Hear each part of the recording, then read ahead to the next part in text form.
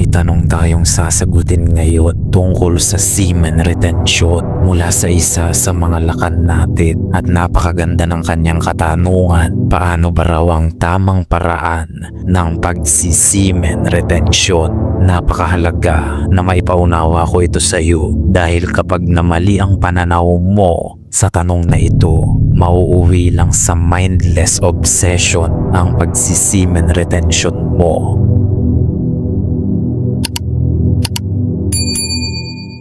May mga personal na katanungan sa sarili mo mismo na kailangan mo munang hanapan ng konkretong sagot at ikaw lang ang makakasagot ng mga ito. Bakit ka ba magsisemen retention? Ano ang ultimate goal mo? Bakit mo ito gagawin? Baka mamaya nakikiuso ka lang pala. Wala ka namang direksyong sinusunod.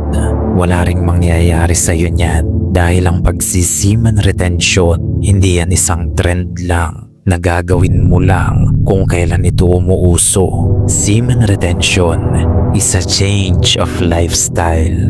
Hindi yan isang pahina lang sa buhay mo. Isa yang matinding commitment sa sarili. Bibigyan kita ng halimbawa. May hahalin tulad ito sa pag-gym mo. Ang pag-gym, hindi yan seasonal lang. Isang buwan, 3 buwan, 1 taon. Hindi ito ganyan. Ang pag-gym ay lifestyle. Ito ay parte na talaga ng buhay mo. Hindi pansamantala lang. Kapag ba nakamtan mo na ang pangarap mong katawan, titigil ka na ba sa pag-gym? Di ba hindi naman? Dahil sa oras na tumigil ka, unti-unti ring babalik sa dati ang katawan mo.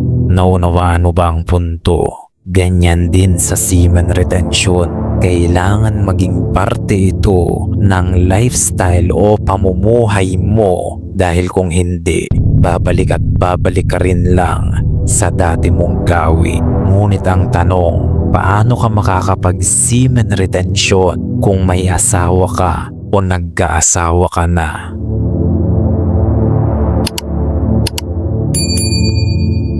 Lilinawin ko lang sa iyo, ang semen retention ay ang proseso ng pagpipigil sa pagpapalabas ng similya. Nauunawaan mo naman yan, hindi ba? Ibig sabihin, sa kahit anong paraan, hindi ka dapat magpapalabas ng similya mo. Ngunit ito ang hindi nila sinasabi sa iyo. Ang semen retention ay hindi lang tungkol sa pagpipigil na magpalabas. Mas malalim ito kaysa dyan. Tungkol ito sa realignment ng utak mo o yung tinatawag nilang brain rewiring. At magagawa mo lang yan kung makakaya mong pigilan ang pagnanasa ng laman. Dahil laman sa laman ang kalaban mo rito. Laman sa laman ang dinidisiplina mo rito. Hindi ka basta nagpipigil lang, binabasag mo ang kagustuhan ng laman mo. You are breaking your flesh. Imbis na ikaw ang maging sunod-sunuran sa laman mo, ikaw ang nagpapasunod dito. Naunawaan mo ba yan? Hindi na ito tungkol sa similya lang. It is about standing against your own flesh. Naunawaan mo ba yan? Dahil aminin na natin, sa ating mga kalalakihan, malakas ang kapit ng laman sa atin. Kaya nga maraming lalaki ang sunod-sunuran sa pagnanasa nila, hindi ba?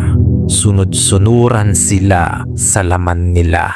At yan ang binabasag ng semen retention. Imbis na magpasakop ka sa pagnanasa ng laman mo, ikaw na ang nasusunod dito. Ikaw na ang may hawak. Ikaw na ang may kontrol kung paano ka mag-isip sa tuwing titingin ka sa mga babae at hindi na ang utak mong uhaw sa kalaswaan. Naunawaan mo ba yan?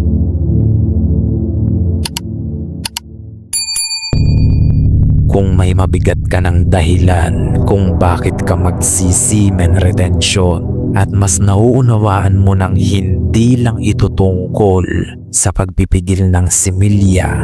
Handa ka nang marinig ito. Sa oras na magsimula kang mag-semen retention, diyan mo na rin unang tatanggalin ang lahat ng distractions at temptation.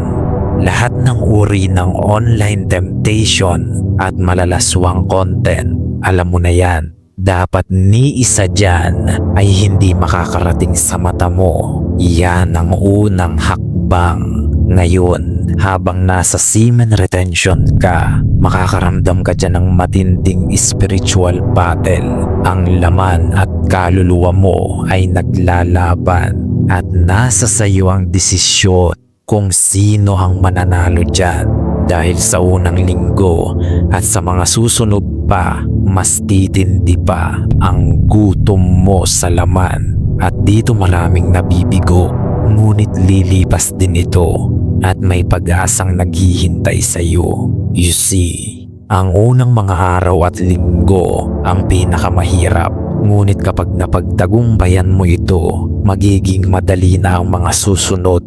Kapag nanatili kang matatag, unti-unti na ring mag-iiba ang uri ng pagnanasa mo. Imbis na kalaswaan, mas magiging makahulugan na ang pagnanasa mo. Nangyayari ito dahil nagkakaroon na ng pagbabago o changes sa neurological structures mo.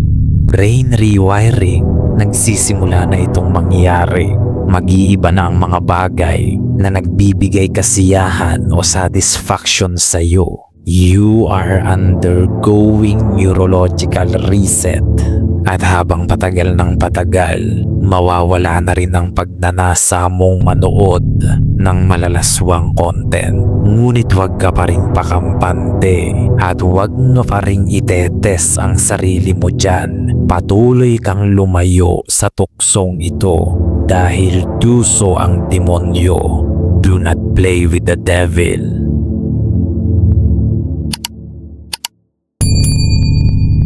May video na tayo tungkol sa paano ka naman magsisemen retention kung may asawa ka. Dito natin tinalakay ang tinatawag kong hunting season. I-search mo na lang yan sa channel na ito at ilalagay ko rin ang link sa description. Ngunit gagawan natin yan ng updated version.